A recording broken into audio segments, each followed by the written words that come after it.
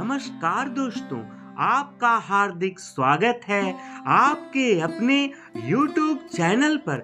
और आज के इस कड़ी में हम बात करने वाले हैं कि कुंभ में पवित्र स्नान करने वालों का क्या होता है। इस बार तो महाकुंभ का समय चल रहा है और क्या महाकुंभ में सभी स्नान करने वाले भक्तों को एक समान पुण्य की प्राप्ति होती है और क्या वाकई में वो सभी लोग स्वर्ग की प्राप्ति करते हैं। और ऐसा ही सवाल माता देवी पार्वती जी ने भगवान शिव जी से भी किए थे, तो भगवान शिव जी ने उन्हें क्या उत्तर दिए थे, तो आइए सुनते हैं इस पावन कथा को। संगम घाट पर भारी भीड़ लग रही थी। भगवान शिव जी और माता पार्वती जी आकाश मार्ग से गुजर रहे थे, तो माता पार्वती जी की नजर भीड़ पर पड़ी और एक जगह इतनी ज्यादा भीड़ को देखकर मन ही मन सोचने लगी कि आखिर इतने सारे लोग यहाँ क्यों इकट्ठा हुए हैं।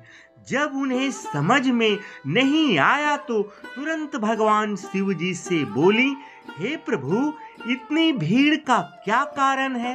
तब भगवान शिव जी ने माता पार्वती जी से बोले, हे पार्वती, ये सारे लोग सोमवती पर्व पर त्रिवेणी में पुण्य का स्नान करने आए हैं, क्योंकि त्रिवेणी में पवित्र स्नान करने वाले लोग स्वर्ग को प्राप्त करते हैं और स्वर्ग जाने के लिए ही स्नान करने वालों की यहाँ भीड़ जमा है। यह सुनकर माता पार्वती का कौतूहल तो शांत हो गया, पर उनके मन में एक नया संदेह उपज पड़ा। वे मन ही मन सोचने लगी कि अगर इतने सारे लोग एक साथ स्वर्ग जाएंगे तो इन्हें स्वर्ग में स्थान कहाँ मिलेगा। छोटे से स्वर्ग में इतने लोग कैसे रहेंगे। भगवती ने पुनः अपना संदेह मिटाने के लिए यही प्रश्न भगवान शिव जी से किए। तब भगवान शिव बोले, हे पार्वती, भले ये सारे लोग स्वर्ग जाने की कामना लेकर आए हैं और इसलिए पवित्र स्नान भी कर रहे हैं, मगर सिर्फ शरीर को गीला करना या शरीर के मैल को धोने से भला कोई स्वर्ग जा सकता है। उसके लिए तो यहाँ अपने शरीर के साथ साथ अपने मन के अंदर छुपे मलिनता को भी धोना आवश्यक होता है, और मन को धोने वाले ही स्वर्ग जाते हैं। और इस भारी भीड़ में भी ऐसे लोग होंगे, उन्हें ही स्वर्ग जाने का अवसर मिलेगा। भगवान शिव जी की बातों को सुनकर माता देवी पार्वती जी फिर भगवान शिव जी से पूछे कि हे प्रभु, यह कैसे पता चलेगा कि किसने यहाँ अपने शरीर को धोया और किसने अपने मन को संजोया है। तब भगवान शिव बोले, ये तो मनुष्यों के कर्म से, उसके कार्य से जाना जाता है पार्वती। मगर पार्वती जी को देखकर भगवान भोलेनाथ को लगा कि पार्वती जी को शायद उनके द्वारा बताई गई बात पूरी तरह समझ नहीं पा रही हैं। तब भगवान शिव जी ने कहा, आओ पार्वती, तुम्हारे प्रश्नों का समाधान प्रत्यक्ष उदाहरण से समझाने का प्रयत्न करता हूँ। तब भगवान शिव जी एक कुरूप कोढ़ी बनकर संगम आने वाले मार्ग पर पड़ गए। माता पार्वती जी को और भी सुंदर रूपों से सजा दिए और दोनों बैठ गए। त्रिवेणी में आने जाने वाले स्नानार्थियों की भीड़ उन्हें देखने के लिए रुकती और उनसे पूछती, तुम इतनी सुंदर स्त्री हो और तुम इस कुरूप कोढ़ी के साथ क्यों बैठी हुई हो? कौन है यह? तुम क्यों इसके साथ बैठी हो?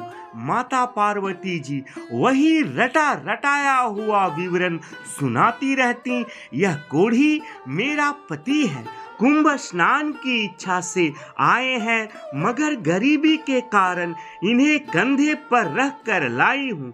बहुत थक जाने के कारण थोड़े विराम के लिए हम लोग यहाँ बैठे हैं, मगर अधिकांश दर्शकों की नीयत दिखती जो भी लोग आते उस सुंदरी को प्रलोभन देते और उन्हें अपने पति को छोड़कर अपने साथ चलने की बात करते। कोई कहता, क्यों तुम अपना जीवन इसके चक्कर में खराब कर रही हो, मेरे साथ चलो, मैं धनवान हूँ, बलवान हूँ, तुम्हें महलों में रानी बनाकर रखूंगा, आदि आदि हर तरह के प्रलोभन देते।